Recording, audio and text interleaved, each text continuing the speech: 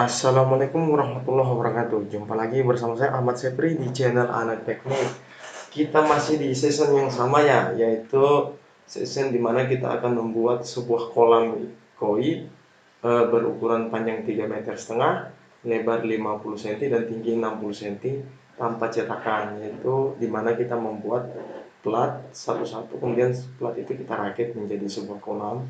Kolamnya yang kawan-kawan lihat di layar kaca Anda. Dengan metode ini kita bisa lebih irit ya biaya produksi karena tanpa membuat cetakan, tetapi mungkin agak lama di proses perakitan. Oke, tetapi tidak semua konsumen yang kita dapat menginginkan kolam dengan ukuran standar seperti yang kita sudah siapkan cetakannya. Terkadang kita mendapatkan konsumen yang menginginkan bentuk tersendiri lain daripada yang lain. Jadi kali ini kita akan membahas hal tersebut, yaitu pembuatan kolam tanpa cetakan berukuran panjang 3 meter, lebar 50 cm, tinggi 60 cm.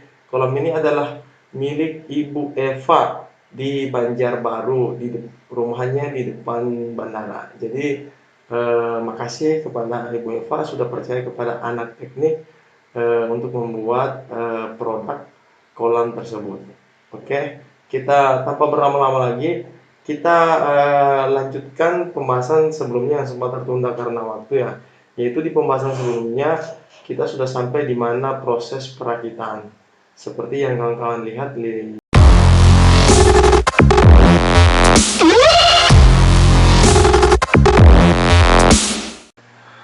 Oke sahabat teknik, jadi teman-teman bisa sambil lihat ya di layar kaca Anda bagaimana proses perakitannya sambil kita dengarkan musik.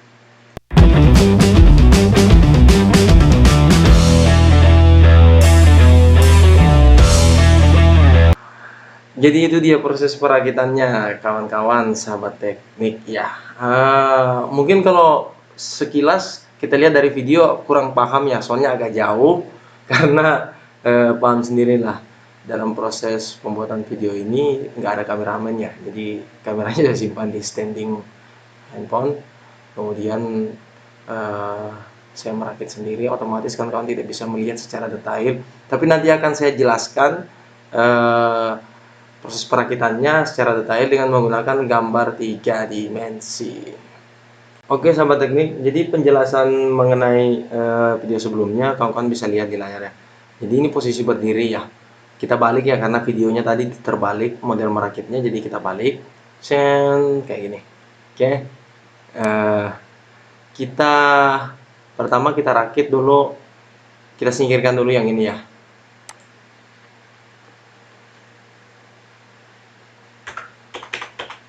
Oke, pertama kita rakit dulu yang ini ya, yang panjang bersama yang pendek. Oke,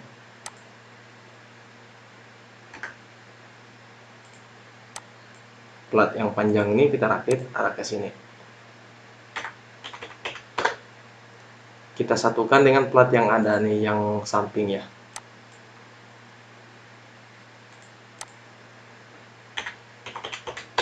Hasilnya seperti ini. Oke, kenapa tadi saya bilang kita pray-kan? Karena di video sebelumnya saya sudah jelasin, di sini agak pray seperti ini, karena nanti akan masuk di kayu yang ini ya. Ini penjelasan pemasangan kayu ini udah saya jelasin di konten sebelumnya, linknya saya rekomendasikan di deskripsi video ini. Oke, kemudian kita satukan, masuk kayak gitu. Kemudian kita sekrup dari sini ya. Ini balok ini terhadap plat ini sudah kita sekrup di video sebelumnya. Kemudian ini kita sekrup di sini. Dari sini tembus ke sini. Oke. Ini tembus ke sini. Jadi sekrupnya, kepala sekrupnya di sini tembus ke sana. Dari sini tembus ke sini yang mengarah ke sini. Sekrup sekitaran 3 sampai 4 ya, dari bawah sampai atas ini. Sini 1 2 3 4. Sekrup. Kemudian nanti bila sekrupnya lewat, ujungnya dipotong.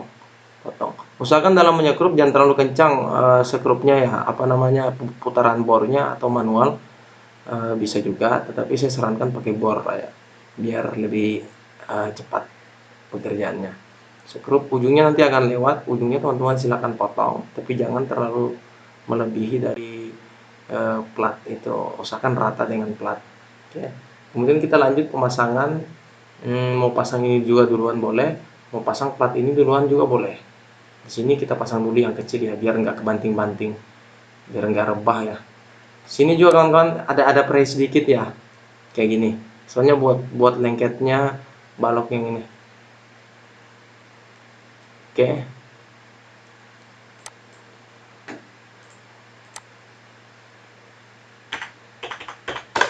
Ya seperti itu kawan-kawan ya. Kemudian kita lakukan hal yang sama seperti yang tadi ya. Sekrup dari sini tembus ke sebelah sekitaran 4 atau 3 ya. Kemudian dipotong ujung sekrupnya dari sebelah sini. Dari sebelah sini potong. Ini kelihatannya aja gambarnya yang kelihatan kayunya dari sebelah. Sebenarnya enggak ya, di sini ada plat ya. Plat ini. Oke. Setelah itu proses penyekrupan selesai, kita lanjut ke plat yang panjang nih.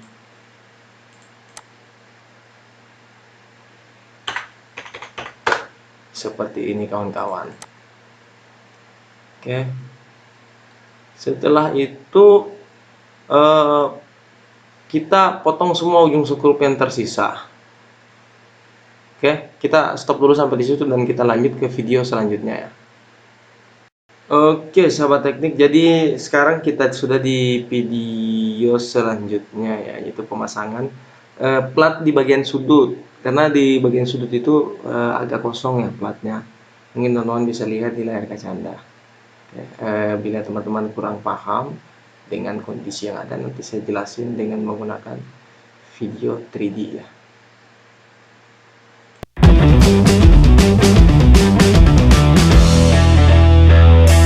Oke sahabat teknik, jadi setelah proses perakitan dinding samping, lantai belum ada ya. Nanti daerah sini akan tampak seperti ini ya, sudut ini. Di 4 sisi akan tampak seperti ini.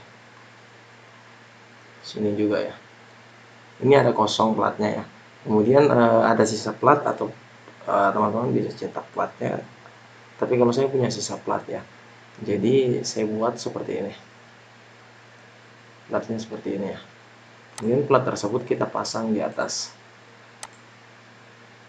Kita tempel di atas ini. Nah, seperti ini.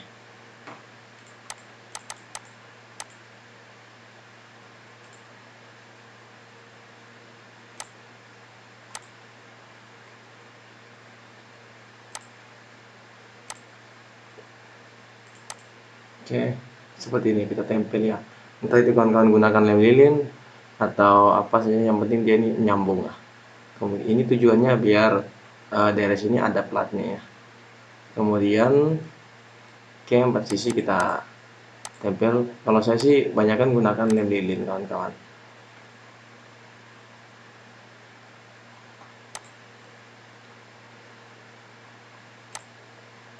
Jadi tampilannya seperti ini.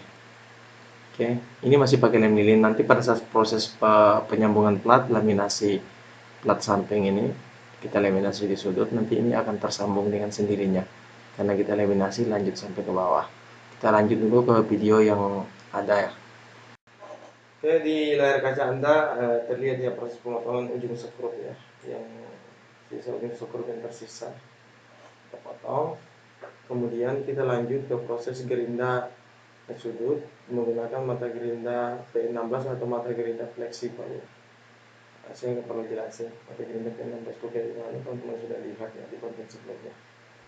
Oke, silakan diperhatikan. Nanti bila kurang paham saya akan jelaskan melalui video 3D. Jadi yang di gerinda tadi sudut yang ini ya kawan-kawan ya.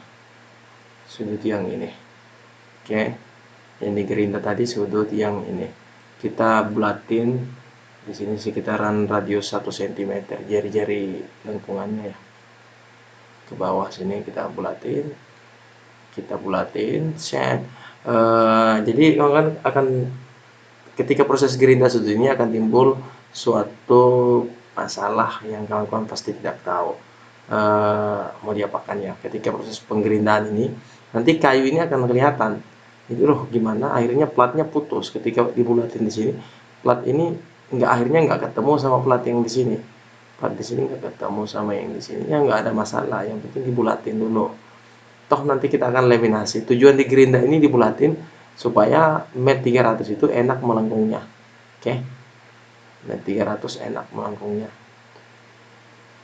Kita gerinda 4 sisi ya. Gerinda 4 sisi di sini dan di situ. Kayak judul film aja, di sini dan di situ.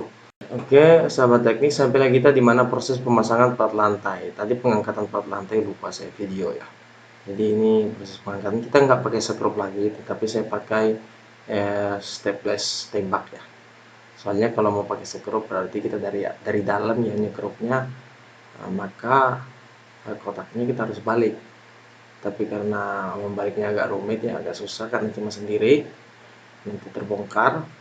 Lebih baik saya paku tembak dari atas. Kenapa pakai paku tembak, nggak sekrup dari atas? Kalau sekrup nanti kayunya susah kita ngelepasnya dari dalam. Lebih baik pakai paku tembak sehingga pengangkatan balok yang di dalam tuh, pelepasan balok mudah. Oke, silakan nonton terus. Bila nanti kurang paham, saya akan juga lanjutkan penjelasannya dengan menggunakan gambar 3D tadi.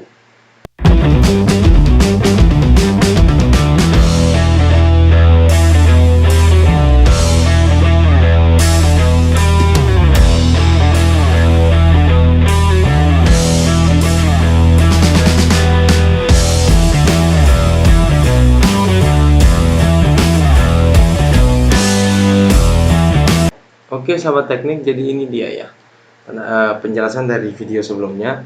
Di sini belum ada plat lantai, tetapi di sini sudah ada kayu keliling ya. Oke, sini sudah ada kayu keliling. Nah, setelah itu kita pasang lantainya.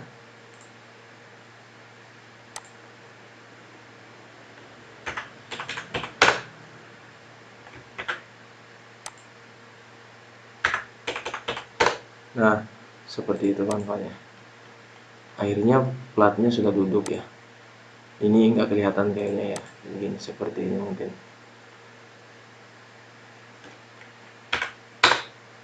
Nah, seperti ini duduk. Setelah itu kita pakai staples tembak ya. Soalnya kalau pakai sekrup ini agak susah ngebaliknya, nyekrup dari sini ya. Nyekrup dari dalam sini, dari dalam sini agak susah ya. Ini, barangnya besar, terus kerjanya cuma sendiri, makanya kita pakai staples tembak dari atas ini. Setelah itu, ini kan tadi sudutnya sudah kita gerinda ya. Jangan lupa ini sudut ini kelilingan kita gerinda juga ya, kawan-kawan.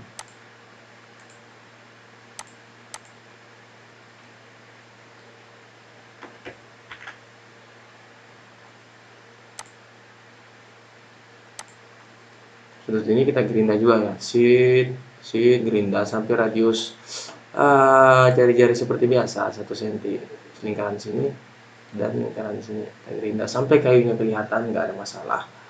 Loh, Bung anak teknik, kok plat ini dan ini putus ya ketika kita gerinda ini? Itu nggak ada masalah, soalnya nanti yang menghubungkan adalah plat sambung ya. Kita gerinda sekelilingan sampai bulat. Tujuannya apa? Ya tadi saya sudah jelasin, tiap video saya jelasin bahwa mat 300 ini ketika sudut tidak dibulatin, maka dia akan susah melengkung. Otomatis nanti daerah sini akan ada gelembung udara ya, sudut sini akan ada gelembung udara. Jadi lebih baik teman-teman gerinda kalau mau hasilnya memuaskan. Karena kalau gelembung udara tetap dibiarkan, nanti ujung-ujungnya akan bocor di daerah situ ya, karena ada kekosongan fiber. Oke, saya kira di video ini waktu sudah menunjukkan lewat 10 menit ya, jadi kita stop dulu. Kita akan lanjutkan di konten selanjutnya. Bagi teman-teman yang sudah menonton konten sebelumnya, silakan ikuti terus channel ini sehingga teman-teman tidak gagal paham. Sedangkan bagi teman-teman yang belum nonton video 2 part sebelumnya, silakan otak-atik di deskripsi video ini, di situ ada link part 1 dan part 2. Silakan dinonton dulu, kemudian dilanjutkan menonton video ini biar tidak gagal paham. Akhir kata, anak teknik mengucapkan wassalam.